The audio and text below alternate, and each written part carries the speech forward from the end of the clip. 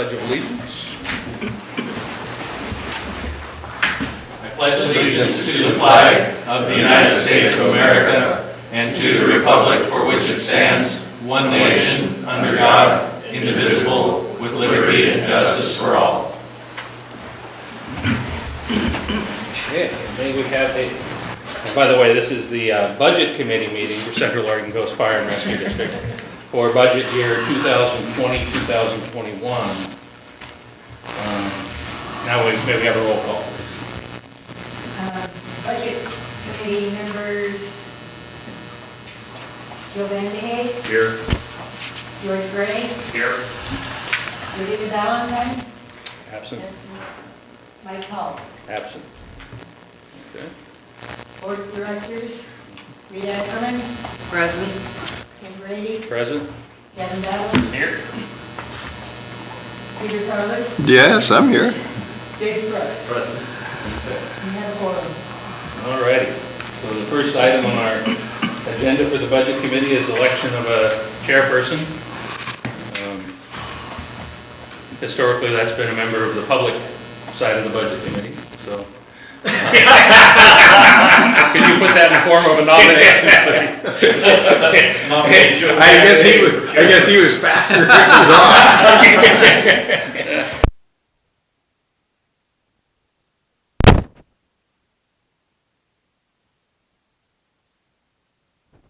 Motion carries. Joe, the meeting's yours. Oh, boy. Just Okay. take us down the agenda. Has everybody read the budget that was sent to them? Yes. Does anybody have any basic questions we want to start with, or do we want to read through this page by page? You can see I've done this a lot, huh? Yeah. Typically, we'd go ahead and start with the chief's budget message, and then once he gets through that, we can. Okay, I see. Then I'm we can over pick on this this part. page. Yeah. We're on number 4. I would love to hear the budget message from the chief if he were. Thank you, Mr. Chairman. Thank you. The committee was emailed the budget message, and there was, I think on the summary, we've corrected some of the figures on the general fund that, so if you, that'll be the last page of my message there. The general fund, with this proposed budget, will be $100,818.30. The equipment reserve fund will be $9,303.92. Building property reserve fund, $22,167, and now those would be the carryovers, right? Working capital. The working. It'll go to the next budget. Yeah. Cash carryover for the next budget. But everything else you should have had a chance to review, so I don't want to bore you with that unless you have questions about it. And notable accomplishments, I think you also received that as part of your budget, just highlights from the budget year 2019-2020. We were able to leverage some grant funds through the USDA. We were able to purchase $100,000 worth of power rescue tools. It was a 60-40 match, so the district paid $40,000. We got the $100,000 worth of equipment, which is we're always looking for grants and any place we can get money. Recently, Assistant Chief Mason applied for a grant through Let's Tribe, and we got the award notification on that. And how much of that's a 50-50 grant, correct, Chief? So we'll be able to buy $18,000 worth of protective clothing there at a cost of $9,000 to the district.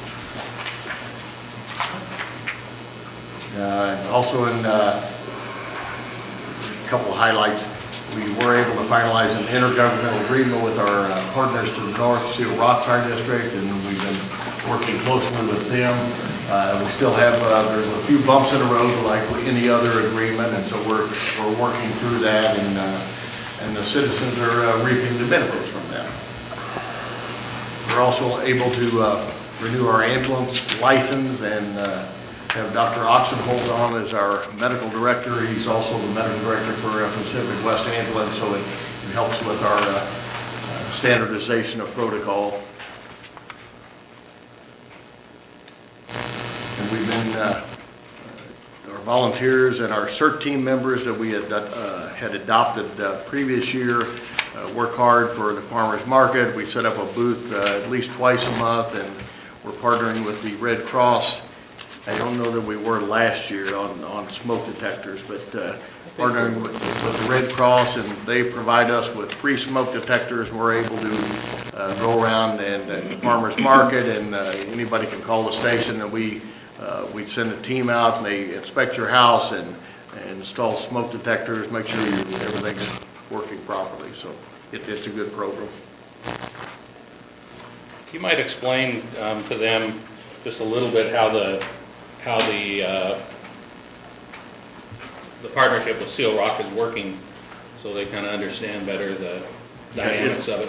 With the intergovernmental agreement, we've always had an automatic aid program with Seal Rock and with Yachats, in which case somebody dials 911 for a car crash or a structure fire. Well, all three departments are dispatched simultaneously to respond to that. What we haven't had is automatic response on other types of medical emergencies and things. So our partnership with Seal Rock, Assistant Chief Mason's working as training officer for both districts now. Jamie was also able to include Seal Rock in this tribal grant, and they also were awarded $9,000 for $18,000 worth of equipment. We respond when somebody dials 911, whether it's in Seal Rock or our district for a medical emergency. We're dispatched simultaneously. We send our crew and their crew meet up, and we're trying to work out the staffing, so whether they have one paid person on each day, as do we, at the 24 hours, and so we're trying to work it out so that we can both be there together. And there's, like I said, there's a few bumps in the road there, but we're getting there. And the good thing is that we're saving the taxpayers some money by doing this and getting double the amount of effort from our staff. Been very successful on several medical emergencies and had some very good outcomes with stroke victims and cardiac arrest victims and things. It's all teamwork is what it amounts to. Keeps both districts from having responders go alone to a call is the big thing, especially at night.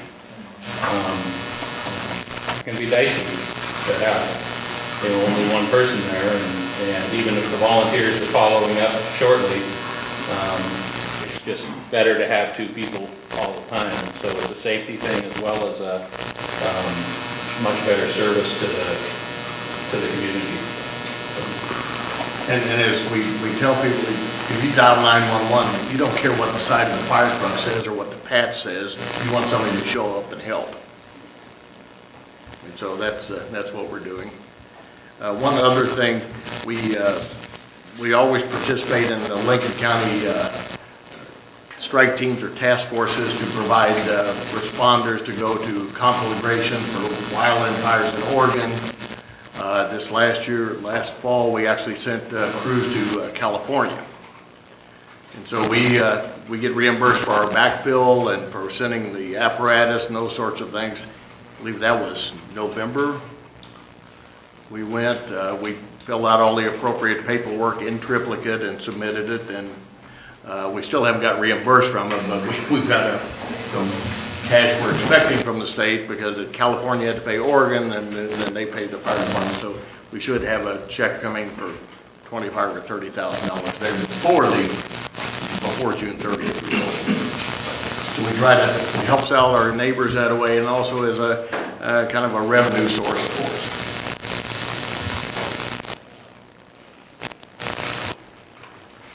And I think that's all I've got. If you have any questions about the accomplishments, I'd be happy to answer them.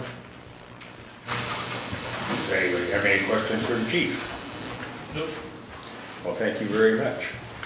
We'll move on to the very next one, the presentation of the proposed budget. Who gets to be the lucky person to do that? Is that me? No, he's Oh, How does that happen? It's the big bucks. Well, the way we've done it the last couple of years, Mr. Chairman, was to, we'd try to send it out ahead of time, and then if you had any questions, highlight them and just ask them, but I don't think the committee wants me to go through this line by line, nor do I particularly want to go through it line by line either. I think everybody here has read one before, but for the fun of it, does anybody have any highlighted questions that they'd like to have answered? I had one, that was the item was a cardiac monitor, Yes, sir. 30,000. Was it 28.7 carried over from last year, or are we purchasing? No, proposing to purchase we did not purchase the one last year, and so I budgeted again for it this year, anticipating a cost increase. And honestly, George, what we do there is, instead of buying brand new, the new ones are $40,000 to $50,000, and so I budget for a factory refurbed one, which still has the warranty, and no more than we use it, it does the same thing. Yes, sir. Okay, thank you. And one thing I might mention, the payroll, you'll notice a significant increase in payroll from what the current budget year is. What we've been able to do, we've reorganized. We just recently hired two new full-time people. Instead of just having firefighters, we have the rank of lieutenant, so there's a salary increase there for each of the three positions. We also negotiated successfully a 3-year contract with the International Association of Firefighters this past budget year, and those increases are reflected in that as well. Also, we were able to attract and recruit Assistant Chief Mason from North Lincoln Fire as another staff member, assistant chief, and training officer, and so that salary is reflected in the new budget. And actually, you hit one of my highlighted. And then on the increased payroll. Right, and I figured it was more body. and then I don't know what percentage we figured on PERS, because the retirement system, I know they're somewhat floundering with their actuarials and things. Just under 18.5%. Maybe 18.5%. The first thing I noticed right off the bat is you got an extra $50,000 on the AFG grant. Right, and we plug that in there. We always apply for the grants. They're very competitive, getting more competitive, but we have to budget for it and put a match in there, because those are 80-20 matches that are percent. So we budget for that. Last year we budgeted for it and we're not successful getting the grant, so we budgeted again this year with our fingers crossed, and we'll apply for it again. On the top of that proposed budget, compared to last year, you're showing a working capital to start with 376. Last year we had 252. So that we have more working capital in the next year? That was our cash carryover from what we spent less than what we had anticipated, so we tried to be lean and mean on that day so we can try to bridge that gap from July to November. We also collected, Keep it up. It looks like it's going to be important here real soon. we also collected property taxes, well ahead of what we anticipated. I did notice here that on the reserve fund, that general equipment note, you have $120,000 budgeted this year, nothing for the last 3. It's a Form LB11. Oh, yeah, that's, the board approved self-contained breathing apparatus on breathing air. Okay, last year. Yeah, they approved it a month and a half ago or so, and rather than pay for a lump sum of 100 and some thousand, we were financing it over 3 years. So that's what that line item is for. And that would be official signing of the document, the loan document. Okay, that's why it's down there under interest, that's also. Yep. Brett, do you anticipate a shortfall in revenue because of this crisis? Well, we certainly should, yes, I do expect that there will be some. We don't know what the impact will be. Right. In my opinion, because we don't know how long this is going to continue and what the effect will be on people's finances and what they have. But we're very conservative about what we budget for the money that we receive for the property tax revenue, that comes in. So we only increase it by 3% over last year. So we didn't put any growth in there, even considering that it grew quite a bit this year. Yeah.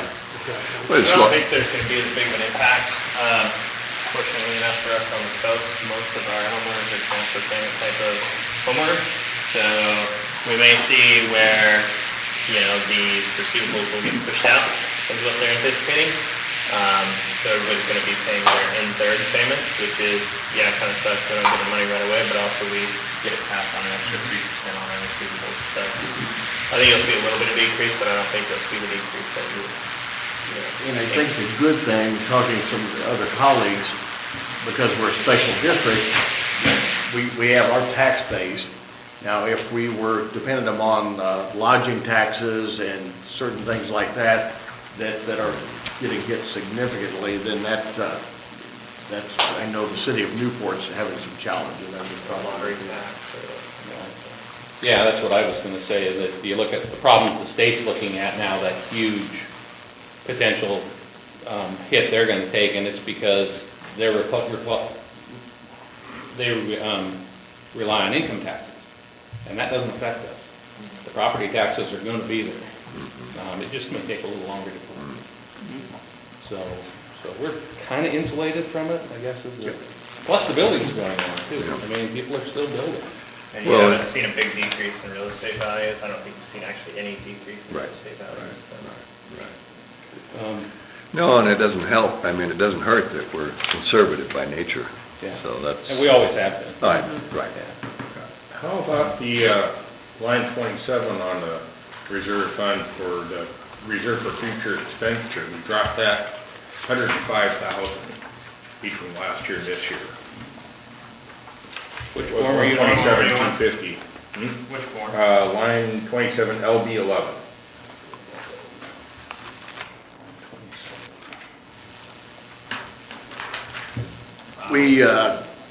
What we budgeted in there, we're still working, and I've got a report tonight at the regular board meeting about the ongoing Tidewater saga. Okay. So we budgeted $175,000 for that station replacement or renovation, and then also new station property, because we are in the inundation zone here, and so we had a working group with the city looking at co-locating to another location, but I wanted to make sure we budgeted at least something for property acquisition. Yeah, you can move it around in the budget as long as you got something in the line item. Okay. So that's why that's there. It was actually there this current year as well. Boy, I hope we don't need to use legal fees. No, we always do. Yeah, it's there, and we do have a law firm that we utilize when we absolutely have to. One thing I wanted to mention, just for the budget committee members, is on that back couple of pages, there's a $17,000 for a brush skid unit. And what we've been doing is, as we replace the pickups that the guys drive, we then take the pickup that's being replaced and we send it down to a company in Klamath Falls. They take the bed off and put on a flatbed and turn it into a wildland truck. The first one we built is now, one of our guys upriver keeps it at his house, and so he's at Taylor's Landing. So he can respond real quick to upriver calls, which we've never really had that capability. We've always had trouble getting volunteers up there. So, And you don't want to drive from there down here to get equipment to drive back up there while the fire's going. exactly, I mean, he responds to a lot of medicals, he responds to, you know, a little bit of everything. And so we're in the process of replacing the chief's truck, because he had the oldest one. And so then his truck will float down to the end of the line, and another truck will go to Klamath Falls and get a skid unit put on it. You know, we don't have a lot of wildland fires, but those are very popular vehicles to send to these conflagrations. And they make us a lot of money. So if we've got a couple of them we can send out without hurting the district, not only do we have the vehicles to use when we need them, but they can also, like I said, we're gonna get $20,000, $30,000 this year for last year's fires. And I think it was, you know, it was a good plan on the chief's part, and this will probably be the last one we build. I don't see us needing more than 3. No, and then the thought is to at least have one for each of the 3 stations, and then we have enough that we can send out. And off the top of my head, I think it's $55 or $60 an hour from the time it leaves Walport until it comes back to Walport. As an owner of forest land inside the city tax. There you go. Tim, I think that's really an excellent idea, to be able to use these rigs for that. And, you know, the response, that vehicle is up in my neighborhood, so I'm very familiar with it. And it's kind of an all-in-one, and it's great. I would replace that with these big rigs that we've got, because, geez, I think they're wonderful. You know, at one point we talked about putting one in each of the upriver stations in lieu of a full-size fire truck. Right, oh, I totally agree. But by being able to stage it at a volunteer's house, because it's small, it's not a lot bigger than a pickup. Right. You know, they can just get in and go. Yeah. And building them this way, you know, we've got, what was it, 17,000, you know, plus the used chassis. You go out and buy a brand new one like our 7212, and you're looking at what, 160, 80,000. Yeah. And you get a few more bells and whistles with that one. You've got some more storage and things like that. But for what we need and for what we could send out on conflagrations, you know, we're getting them built real cheap. I think it's excellent. Yeah. So, And of course, it'll never replace our full-size fire trucks, because and I might hit on that too, our insurance service office, the ISO people that supply the ratings, they go around and rate fire departments nationally on your capabilities, your training, your equipment, your 911 system, those sorts of things. We had a recent review. We were at a class 6 for anything within a 5-mile radius of Walport, and then 1 being the best, 10 being the worst. We were at class 6, and then we were at 8R, I believe is the way they rated it, 8B for anything outside a 5-mile radius of Walport. After our last rating, starting July 1st, we will have a class 5 rating for everything within our district. So that's kudos and shout out to all of our staff that's worked hard on this to make this happen, and the board for approving the necessary expenditures to get our equipment where it needed to be. I believe, as Tim knows, that's less than your fire insurance. Yeah, your home mortgage, and actually, Tim, we'll be doing an official press release and everything on this before it takes effect July 1st, and we're going to try to do a comparison. Okay, if you're at a class 8, here's what your homeowner's insurance would cost you. Here at a class 5, here's what it costs now, and so we're working for the taxpayers. the people past Ekman Lake are gonna see some really nice changes in their insurance bill. Each step, you can say, is roughly 10% of your premium. So some of those people are gonna get a 30% drop. And there's some nice houses up there past Ekman Lake, so some people will get really, really nice drops. Before we put the station in Five Rivers, everything at milepost 15 and up was going to a protection class 10, which basically means you're unprotected. And those rates are horrendous. You know, what would cost $600 here in town will cost $2,500 in the PC10. So we got it down to the 8, which saved a lot of people money. And now coming to the 5 for the whole district is just gonna be huge. And we will market that and. Good thinking. And we have the potential in another year to 18 months to drop one more slot and become a 4. Is that what the added personnel? Well, and it's added training. You know, Jamie's gonna have a lot to do with that. He's gonna save us that other 10%. So We're gonna hold him to it. he's well worth what we're paying him if you look at the rates, you know. And especially, you know, when you're looking at some of these bigger commercial buildings, it doesn't take much anymore to have $1 million building, as you know. It's just, I mean, when I first started selling insurance, I was googly-eyed when I wrote my first $200,000 house. Because that was in 96. That was a lot of house. Now, I can't remember the last one I wrote that was under 200,000. I'd say that's a starter home. Yeah. Yeah. My kids are buying, my son and daughter-in-law are buying a house in Albany. It's their first house, and it's an old one. It's a really old one, but it's in good shape. It's been remodeled. And it's 1,700 square feet, and it came out at $400,000 to rebuild it. Yeah. And that's their first house, you know? So, but they're getting a good deal on it. The guy really wants to sell. They're not paying $400,000. No, they're not paying $400,000, but that's what it would cost to rebuild it. Darn builders, you guys gouging people. It shocks me, and I've been in the business every day for half a century, so. It's just, yeah, it's amazing how prices have changed. So these PC ratings, as they drop, are, you know, that's what's really gonna show people that these guys are doing their jobs well.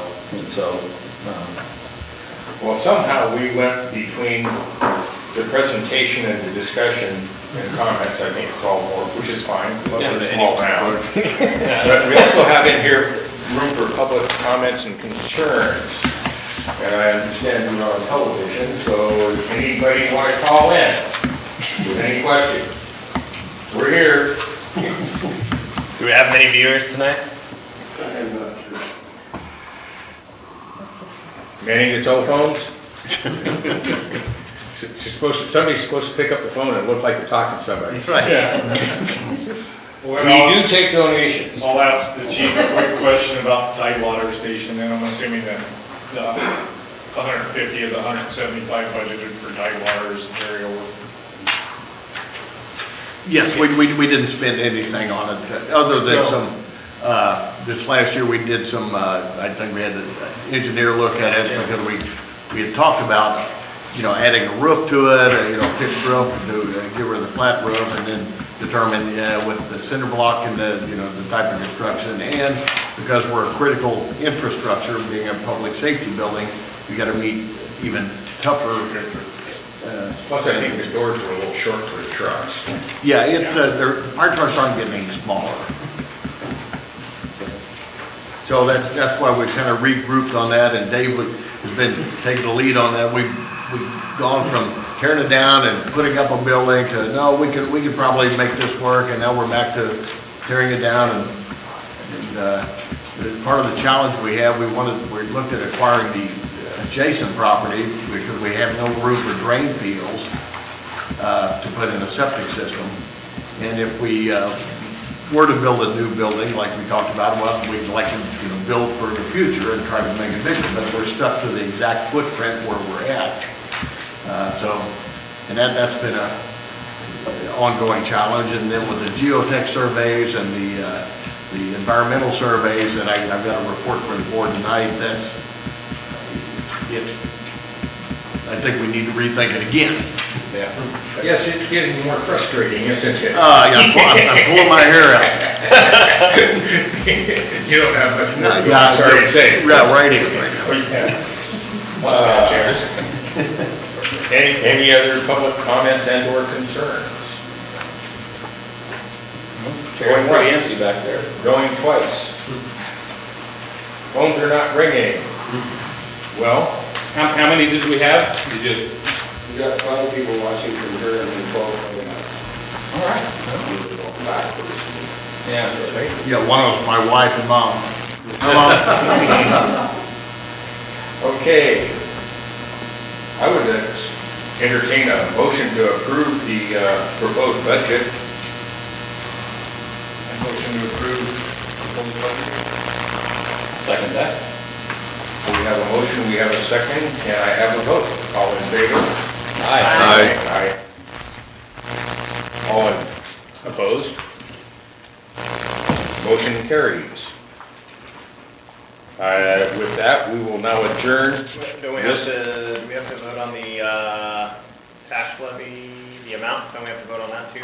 That's at our That's next at the board next meeting. Oh, okay, Yeah. sorry. Yeah, that's- What we're doing right now. This is the budget meeting will adjourn, and then your fire board meeting can Yeah. continue. Yeah, then the resolution for that will be the next meeting when Right. when the board officially takes the recommendation of the budget committee to. Gotcha. Thank you, budget committee members. Yes. Thank you. Thanks a lot. Thank you for all your hard work. It appears you're doing a fine job. Thank you, fire board members. And Jan, please make a note of that in the,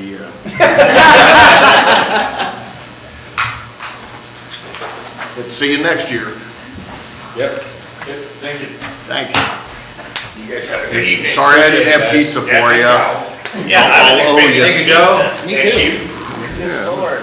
Looking for some myself. Another I know, man. Yeah, it's like, day, another meeting. Thank you, George. I didn't even eat dinner because last year I ate dinner before I came, you know, and I was like, oh, Chief's gonna have pizza this year. Oh, 3 boxes last year. Yeah. pizza? Yeah. Oh, now you've done it.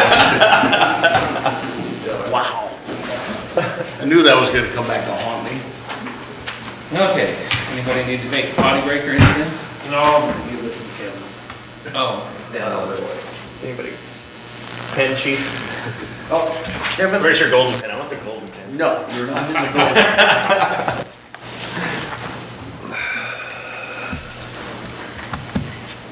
This one signs checks better anyway. Is that right? Loser aim. Yeah. Okay, so we will roll right into the regular monthly board meeting of COC FRD. We've already done pledge of allegiance and roll call, so we know who's here. Do I have a motion to approve the minutes of April 16th, 2020? I make a motion to approve the minutes. Okay. Second. Seconded. Is there any further discussion about the minutes? I didn't see anything that jumped out at me. Hearing none. All in favor, say aye. Aye. Aye. Opposed? Motion carries.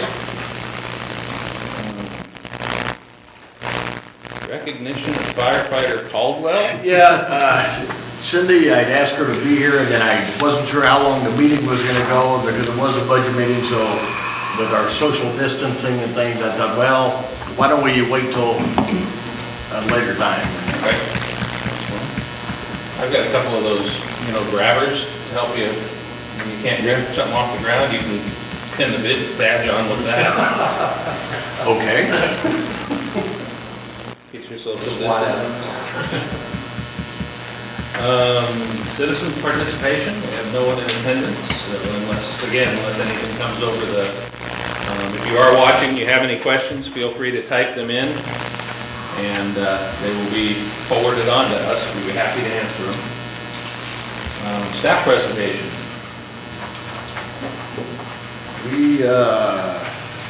I emailed out for April 2020, we responded to a total of 78 calls, 15 fire-related, 44 EMS, 4 motor vehicle accidents, 2 water rescues, and 7 lift assists, and 6 other assists. So at 78 calls in April 2020 as compared to April 2019, where we responded to 62, so our call volume is actually starting to go up again.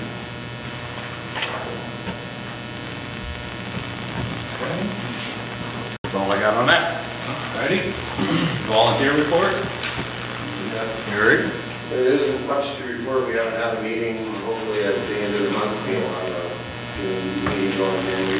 We did get the discussion meeting on, I mentioned that last time. We got it fired up and I even got a picture of our awesome assistant chief who was spray painted. You got Pepsi in it? All right. I'll start contributing. Put these things in this shiny plastic.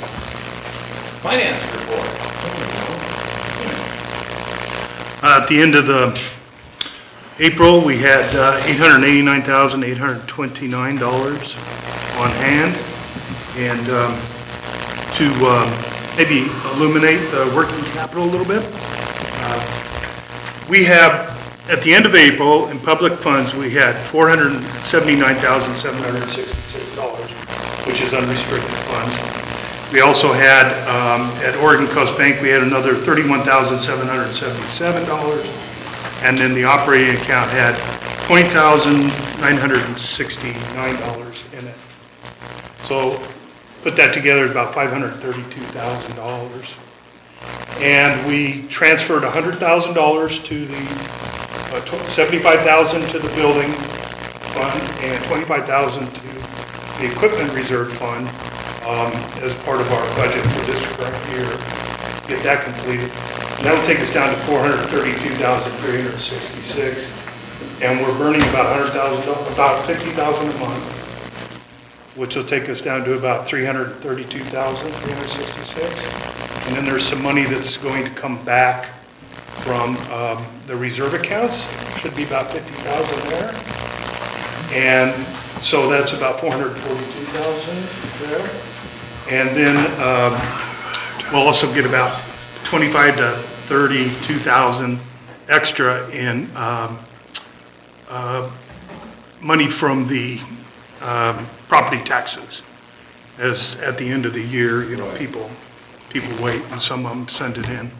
So that'll put us over that amount. Should put us over that amount a little bit.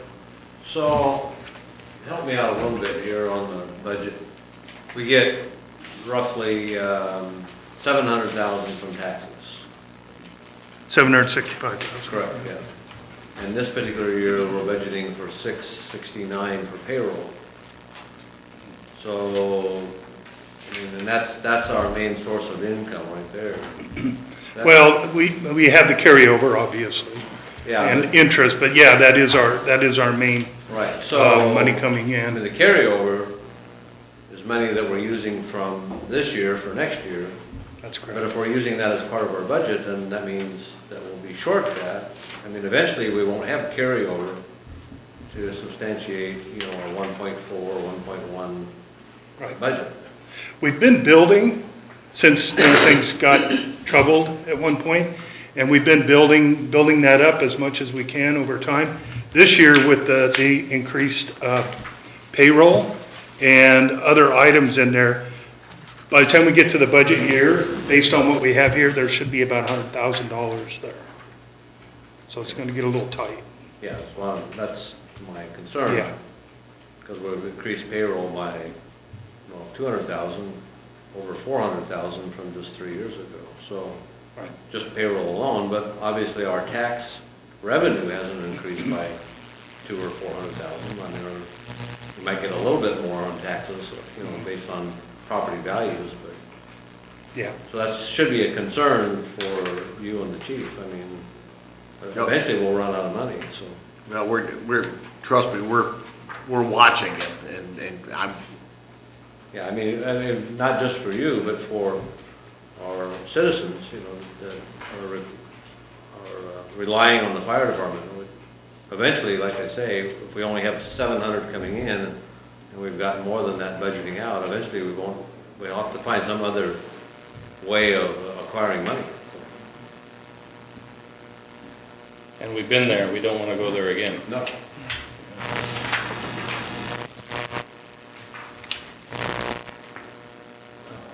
Anyway, that's all I've got. Thank you. Okay, thanks. We need a motion to approve To accept it. to accept the budget.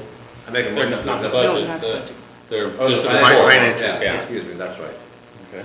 I make a motion to accept the financial. Okay. Second. Moved and seconded. Any further discussion? All in favor, say aye. Opposed? Motion carries.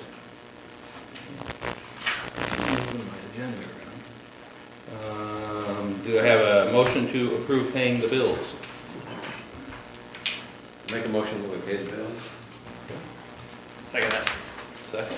Any question about the bills? Any discussion? Anything in there? Nope. Okay, all in favor, say aye. Aye. Aye. Motion carries. Correspondence. Whatever I had, I handed out earlier.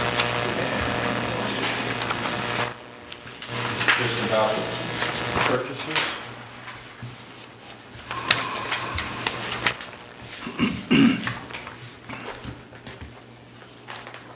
That's all I had. was Yeah, the- all we got was the incumbency insurance and essential use certificates.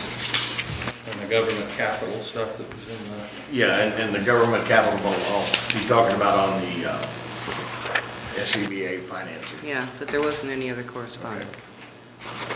so the incumbency insurance essential use certificates, that's part of the government capital thing? Yes. Okay, so that's just their proof they want that we're keeping stuff insured, basically. That's correct. Okay. And you guys are spot for you to sign on that, and for me to sign on that. And that's just finalizing, well, I guess I can go ahead and talk about that, that's, it's financial. At the board's direction, I checked with special districts, and I emailed out what with the COVID thing, it slowed down their response on things, but there was significant setup fees with their financing, and government capital was still appeared to be the best deal.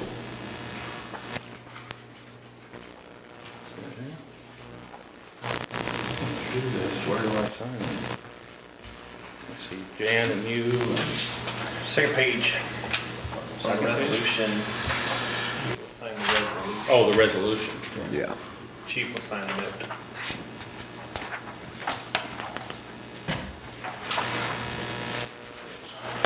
That's just not necessarily enough. Lease agreement. So do we want to just take this up now and be done with it? Okay.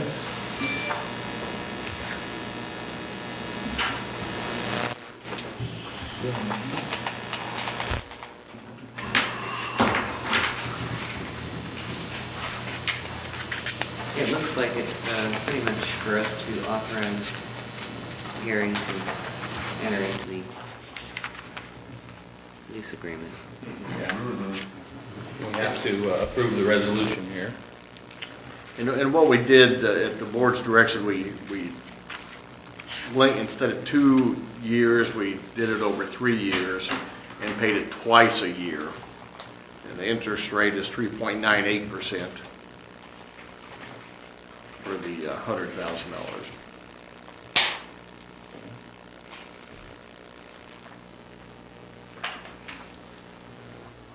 Okay, well, I guess I'll go ahead and read the resolution then into the record. Resolution. A resolution regarding a lease purchase agreement for the purpose of financing self-contained breathing apparatus. Whereas the Central Oregon Coast Fire and Rescue desires to enter into that certain lease purchase agreement, number 9078, by and between Government Capital Corporation and Central Oregon Coast Fire and Rescue for the purpose of financing self-contained breathing apparatus and cylinders. The rescue desires to designate this agreement as a qualified tax-exempt obligation of the rescue for the purposes of Section 265B, Sub 3 of the Internal Revenue Code of 1986 as amended. Central Oregon Coast Fire and Rescue District desires to designate Gary A. Woodson, Fire Chief, as the authorized signer of the agreement. Now therefore be it resolved by the Board of the Central Oregon Coast Fire and Rescue District, Section 1, that the rescue enters into a lease purchase agreement with Government Capital Corporation for the purpose of financing self-contained breathing apparatus and cylinders in the amount not to exceed $100,000. That the lease purchase agreement number 9078 by and between Rescue and Government Capital Corporation is designated by Rescue as a qualified tax-exempt obligation for the purpose of Section 265B, Sub 3 of the Internal Revenue Code, 1986 as amended. Section 3, that the Central Oregon Coast Fire and Rescue will designate Gary A. Woodson, Fire Chief, or their designee as an authorized signer of the lease purchase agreement number 9078, dated as of May 21, 2020, by and between the Central Oregon Coast Fire and Rescue and GCC, as well as any other ancillary exhibit, certificate, or documentation needed for the agreement. Section 4, that should the need arise, if applicable, the rescue will use loan proceeds for reimbursement of expenditures related to the property within the meaning of Treasury Regulation 1.150-2 as promulgated under the Internal Revenue Code of 1986 as amended. So, do I have a... Do we have a resolution number? Yeah, the number, is that the 2017? 2020, yes, that's correct. I move to approve resolution 2020-17. Second, I'm gonna write that on here. 2020-17. Okay, moved and seconded. Any further discussion? Hearing none. All in favor signify by saying aye. Aye. Aye. Opposed? Motion carries. Okay.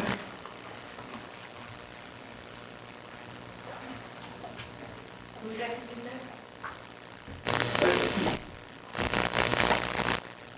So used to seeing Dave up there.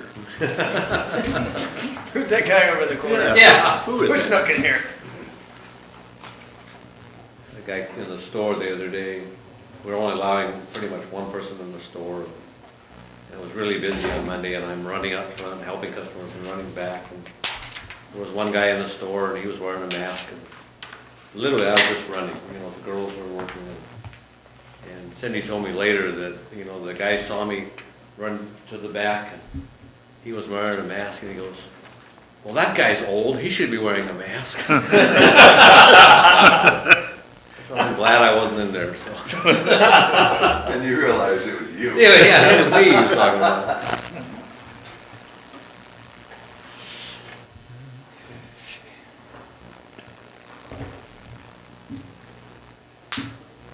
Sure I spelled read his name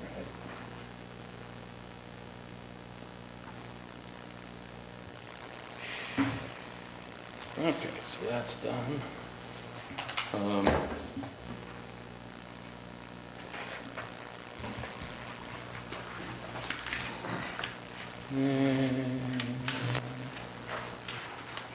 Switch that off.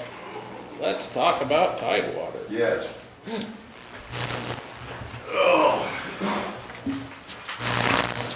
Hardly have that on or not. So, the ongoing saga, as I said, that I emailed this out to you, but this is, talked to the Steve from Geotech. He was the one that came out and did the environmental portion of this, which I think you probably saw a check for that, or an invoice for that. And based on just the existing property, he said it would, I said, at a board meeting, I need, you know, at least a ballpark. He said, to perform the phase 2, it would be anywhere from $10,000 to $30,000. They have to get drill rigs and drill, and that's where they do the core samples, as I understand it, to see if there's any, they did the initial environmental, but then this is for the geotech part of it, to see if they can actually do that. Then then in addition to the geotech, there's an additional $10,000 to $30,000 for a separate guy to come out. And that's what he looks at is okay, can we build on this site? Is there any chance of landslide, or and I think that's what Yahas got into when they had to, they drilled down and realized, oh, we have to sink piers X number of feet into the ground to support this type of structure. He said that's anywhere from $10,000 to $30,000 for that second portion of that. And depending on what they find, so my question to the board and concern is that, okay, if we purchase the existing property and then spend $60,000, in the worst case, on those 2 surveys, and then $175,000 to construct a building, we're spending a heck of a lot of money. And do we want to continue down this road, or do we want to look at another location? So why, I guess, do we need to go to the phase 2s? I mean, did the phase 1s come back really bad? Maybe I missed that email. I mean, I feel like I don't know anything about the phase 1s. The phase 1, what I emailed out, and that was just the environmental portion. Yeah. They do have concerns that there could be runoff or ground contamination from the neighboring gas station. Okay. And so that's your concern. So they'll drill the new core samples for the phase 2. And if there is ground contamination, then what do we do? So then the geo, like, I guess, what would be our rationale for spending that much money on a geo? I mean, yeah, it's like a creek, I guess, but. Topography of the property. Because it's a public safety building, as I understand it from our meeting with the county, we have to have those before we can even get a building permit. Yeah. I think, If you're building a cabin or Dave's building it, an individual, you don't have to jump through all these hoops, but. Well, depending on where you're locating it on the property. And we're gonna have to do this anyways, we buy a property for $60,000. let's back up here. You know, when we started out with this, you know, we had a roof leak. You know, and then we were talking about repairing the roof. You know, and then we were talking about, you know, maybe we'll replace the building, the wood and pier block structure with a metal building for about the same amount of money. And then all of a sudden we got into, well, what if we bought the property? And then we thought, well, if we're going to buy the property, then we need to make sure that the property is, you know, environmentally safe and then, you know, structurally safe. And, you know, I wonder if we just don't go back to, you know, not thinking about buying the property, not trying to think about buying the service station property, which, as we know now, has got some other underlying issues that we wouldn't buy anyway, regardless. Right. Then we just go back and, because I've had to deal with this before, but, you know, if we go back to the county, you know, maybe somebody like a Joe or Mike or somebody, and say, you know, we want to replace this garage with a metal garage, you know, not a fire station, not deal. Really what we're trying to do is we're trying to get a better facility to store vehicles with a larger door. I mean, that's the essence of what we're trying to accomplish. Yeah. Dave, I agree with you. I think that's a good idea. We're just throwing money on a rat hole with these. Oh, yeah, but like I say, from where we started to where we're at today, we're talking about spending $30,000 for phase 2. Mm-hmm. We spent $3,600 on it. That's right. But let's go back to square one and let's take a look at it that way. I agree. And not call it a fire station. I mean, I might even have Gary go up there and say, hey, I want to improve my building here. Yeah, And that's a possibility. yeah, and I can, when the county opens up, where I can go talk to them, or we can go up and, But here's the key thing, and I know we're on live here, but the county approves things based on what it's called and what its use is. If we say we're using it to store vehicles, that's a whole lot different than say we're building a fire station. That's true. And seriously, they look at it differently. well, yeah, I totally get it, but, Because, you know, as Tim will say, it's never been manned. You know, we've had volunteers in there long before what was Tidewater Fire Department. But it's never been a manned station. Really, we're just trying to find a place, you know, to have vehicles that if we need them, and it also helps all of the property owners there by having a facility that's that close. But Though there may still be some hoops we have to jump through because we're using public funds. I know, that was the other thing I was gonna say, but still we can look at it from a different direction Yeah. than I would be going at it. That's just my suggestion. I think, we're gonna have to repair the roof anyway. If we repair the roof with a peaked roof, the walls inside are all dry rotted, we're gonna have to repair that. And at that point, we haven't increased the door size. Right, and even if we said, okay, we're gonna leave that property, go somewhere else, We still but need to. we need to repair it for Gary. Well, getting back to the budget side, we're paying $200 a year for that property. Right. Where are we gonna find another piece of property that's only gonna cost us $200 a year? Yeah.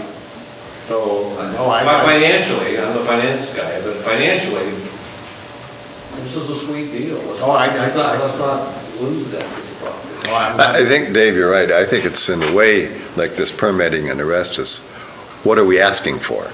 In other words, is this just for a building or is this for a fire station, then that's, We call it a Tidewater Fire Station. well, we can call it anything we We want. call it that, but When we're doing a repair, it's like, this is basically going in and just repairing what we have, which we'll have to do anyway.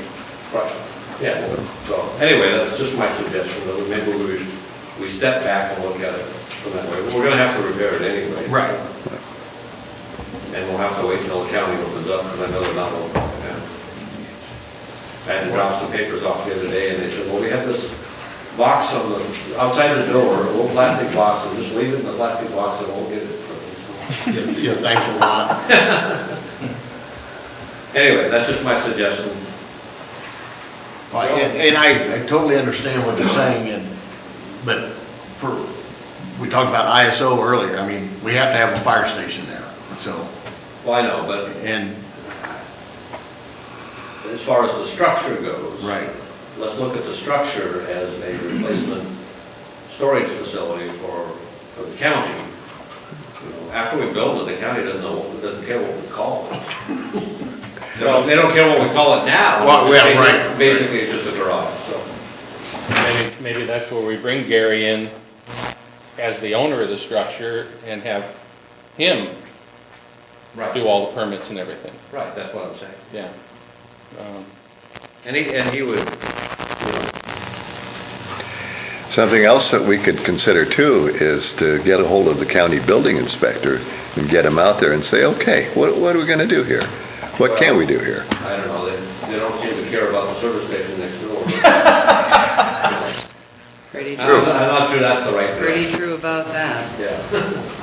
Anyway, right now, we're just spending money and we've got nothing in a couple of years. Well, the other thing that I was thinking about too is, and I didn't think about the fact that they're not accessible, but that building's been there for 50 years, 60 years. Yeah, There's not so much as a crack in the cement. Right. So why don't we just, and this kind of ties in with Pete's idea of a building inspector, we get someone out there and say, look, I mean, the cement's pristine, waive the geotech, and just let us do the work. Yeah, again, it just depends on what you call it. I mean, if you're just doing a garage, and I've known quite a few people this last year who built garages, larger, almost as large as that one. They haven't required that. yeah, I think we should definitely look into our alternatives for this. Yeah, Okay, I think we're all in agreement there. yes. Yep. Okay, Consensus. good.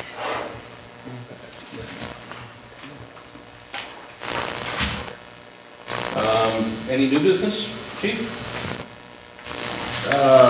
we do have, Chief Mason has put together some used turnout gear that's past its useful life.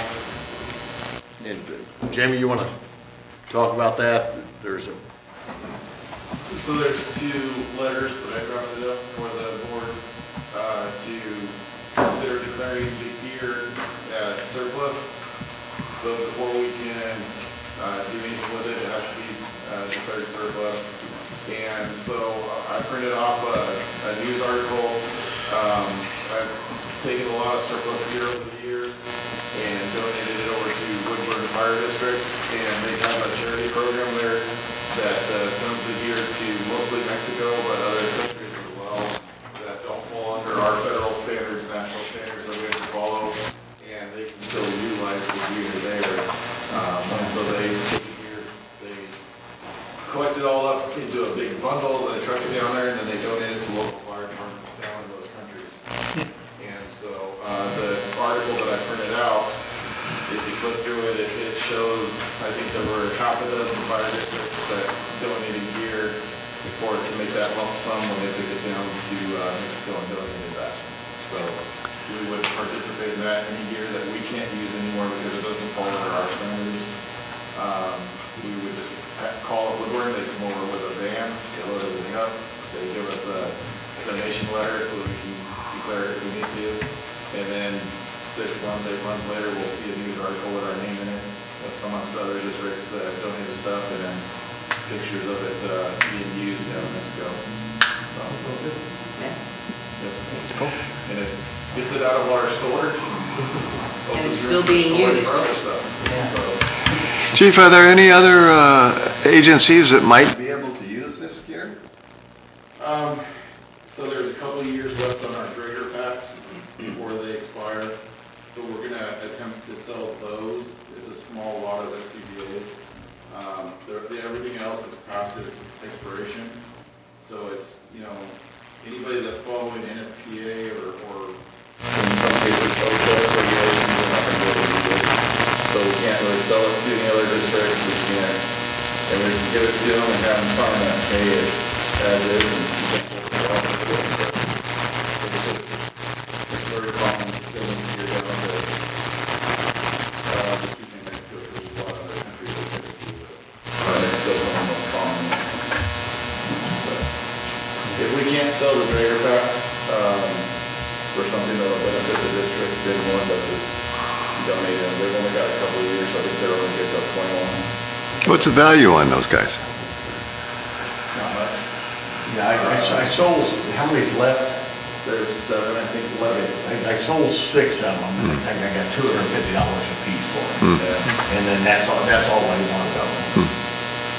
We can throw them on a auction site called Gov Deals, and they'll post the auction for us, and we can put a minimum amount that we expect to give to them. And it'll run for 2 weeks, and anybody that's interested in them will bid on them.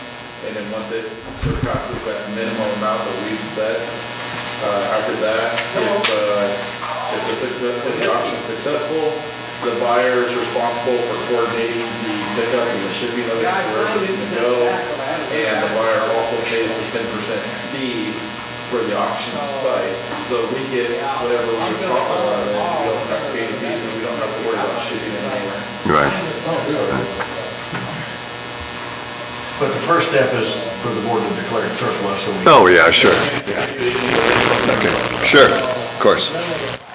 So I'll make a motion to declare the equipment surplus. I'll second it.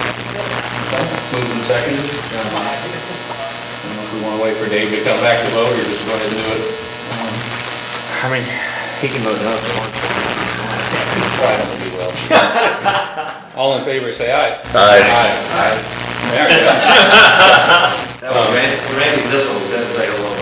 Oh. So what sort of dollar amount are we talking about on the equipment? I mean, as far as estimated value? Well, because it doesn't meet standards, it really doesn't hold any value anymore.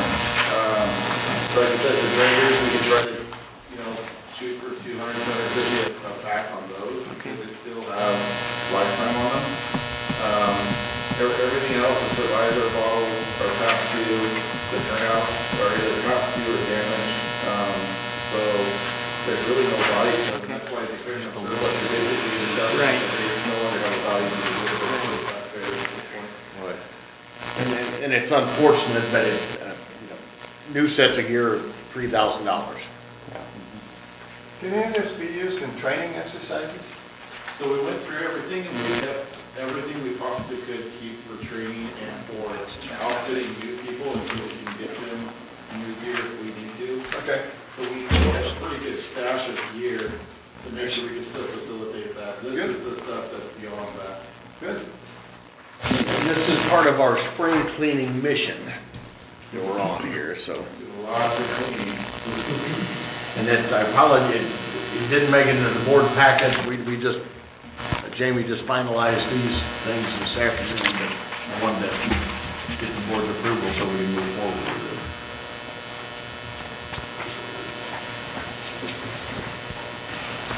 Okay.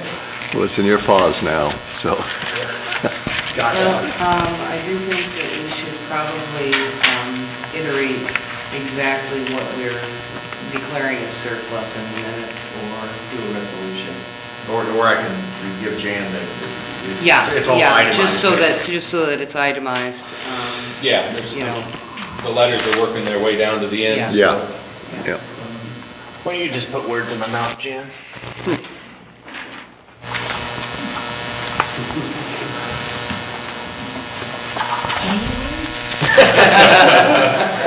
Be gentle, be gentle. Loan approved. I'll see that. I wish I heard those words more these days. Oh, Lord.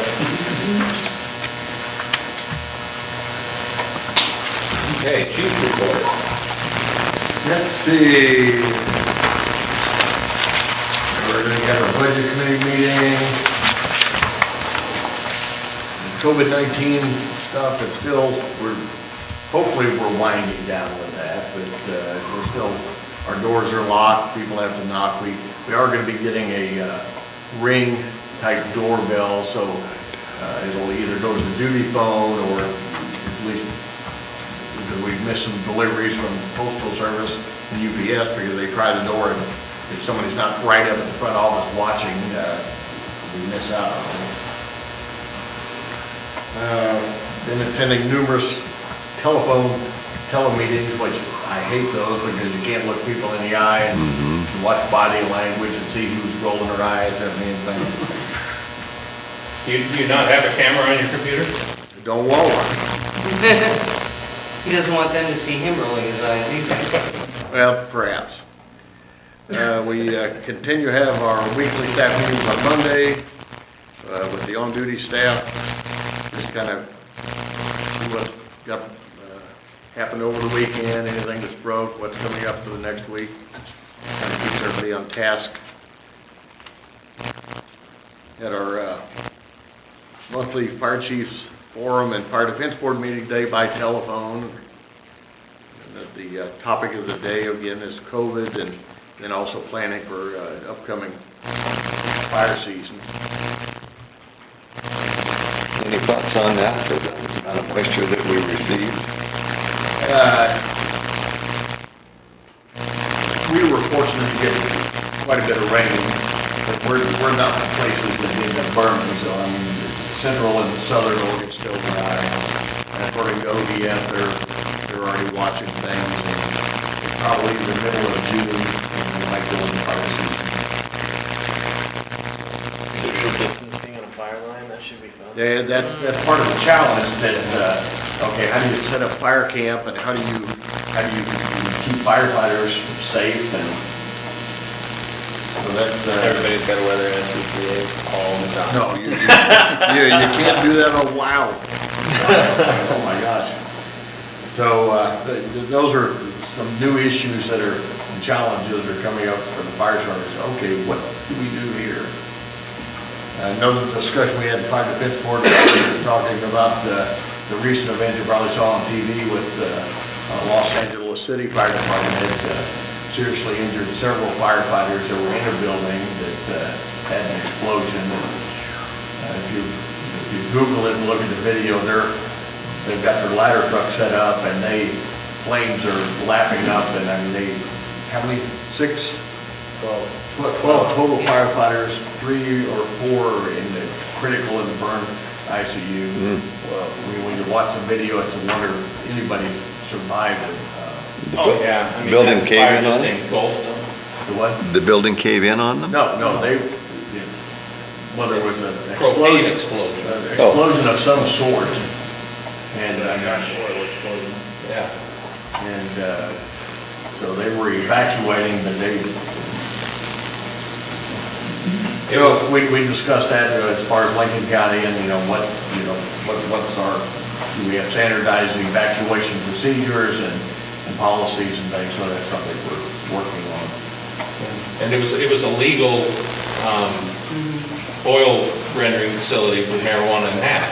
I mean, it was a legal place, but I don't know, I heard a couple of different things, like maybe they were keeping way more propane on site than they were allowed to.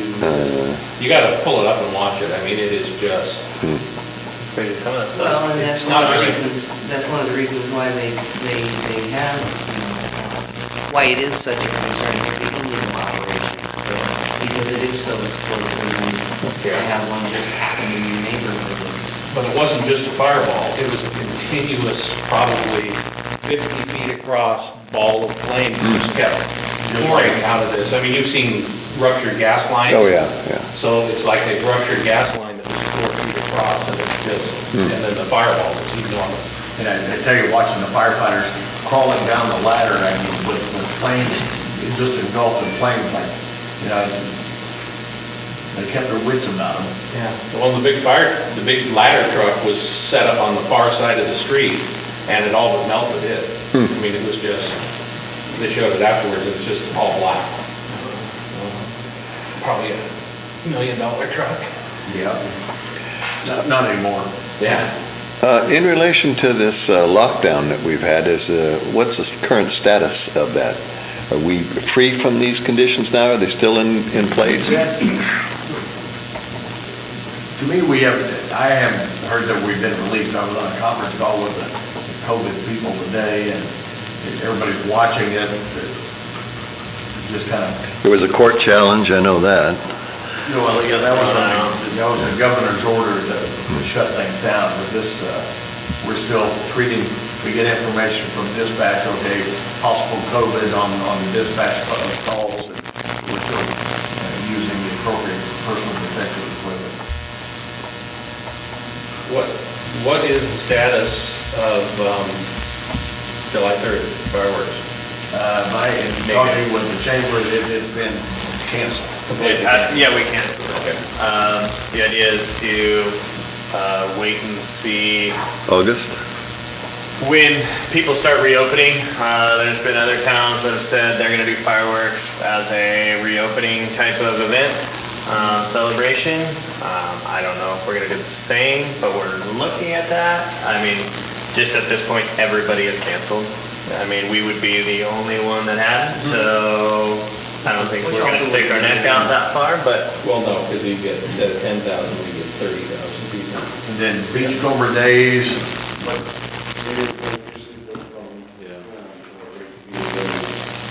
I've been involved in a public board, and we've got to track of the state and community, kind of bring everything together.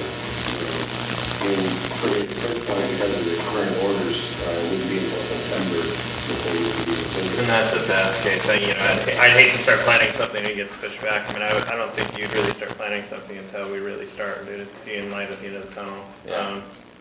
I mean, you're not going to see, I don't think, any fans in the football stadiums at this point, I guess, so. And until that kind of starts to happen, I don't see how we have a large gathering in Walport, those kinds. I mean, that's your shoulder to shoulder with how many different people walking down the street at a parade. Unfortunately. I sent out an email, I think I did, about the Five Rivers generator. Yes. You saw that. Kind of nice to see that. Thanks to Eric and John and whoever else worked on that to get it.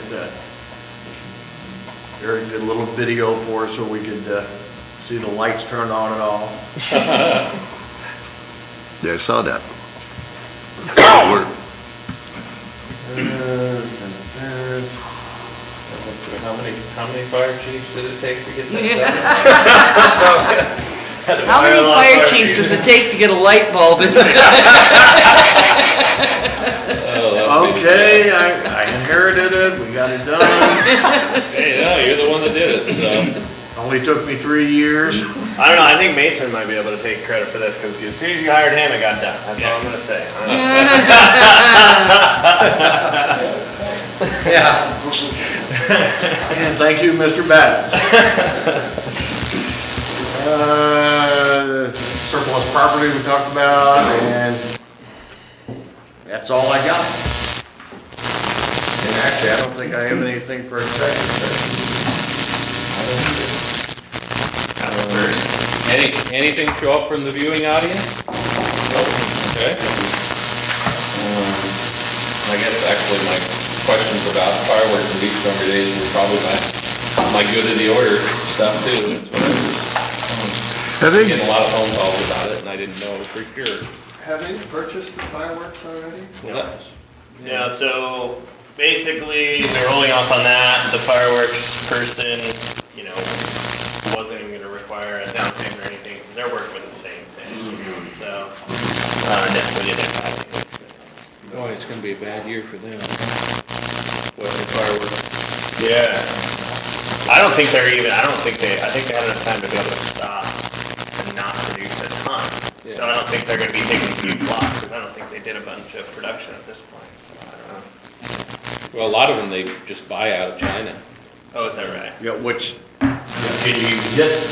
Oh, and that's the other thing, yeah, because they're all shut down. I mean, I don't even know if you Well, wanted to do fireworks, whether you could do as a fireworks. matter of fact, the new chief's buggy, it goes in Monday for lettering. And the radios are supposed to be coming in from China. They're Kenwood radios that we've used for years, and that's where they come from. Now China's shutting down a whole nother section because they've got another outbreak. All right, well, Is the resolution for the grant? So, thanks, Jimmy. was that something in our packets? No, this was a this afternoon thing too. Okay.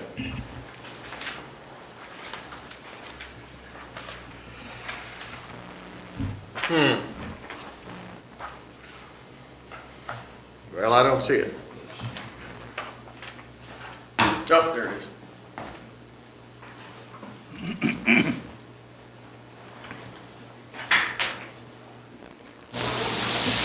This is resolution to amend the budget to accept the item. Right. Oh, the stuff we just did? Yes. Okay. Oh, yeah. Thanks for reminding me. Okay, so here we go. Central Oregon Coast Fire and Rescue District Resolution number 2019-16. What? 2020. It's gotta be 2018. Yeah, 2018. Okay. Okay, so 2020. No, it's my fault. 18. Oh, I told him 19 because we're in fiscal year 19. Oh, okay. Yeah, but we're adopting it in 2020, so.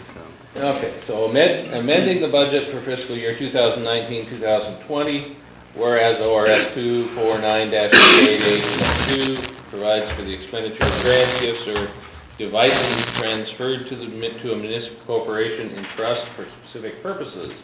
Whereas ORS 294463 provides for transfers of appropriations within a fund or from one fund to another. Therefore, the Central Oregon Coast Fire and Rescue District Governing Board resolves that Central Oregon Coast Fire and Rescue District budget appropriations for the fiscal year 2019-2020 are hereby amended as follows.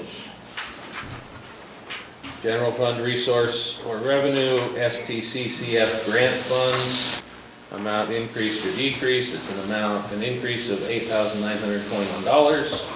Requirement or expenditure, 9045 structure year, amount increased or decreased, increase of $38,921. So, the budget for the transfer due to the Select Tribal Charitable Contribution Fund grant award in excess of what was originally budgeted in 9045. That's account number 9045. The grant funds will be used in addition to matching funds for personal protective equipment purchase of $25,201.25. Central Oregon Coast Fire and Rescue District Resolution Number 2020-18, adopted by the General Governing Board, Central Oregon Coast Fire Rescue District, this 21st day of May 2020. Do I have a motion to approve this? Make a motion to approve the resolution. No, second. Moved and seconded. Any further discussion? All in favor, say aye. Aye. Aye. Opposed? Motion carries.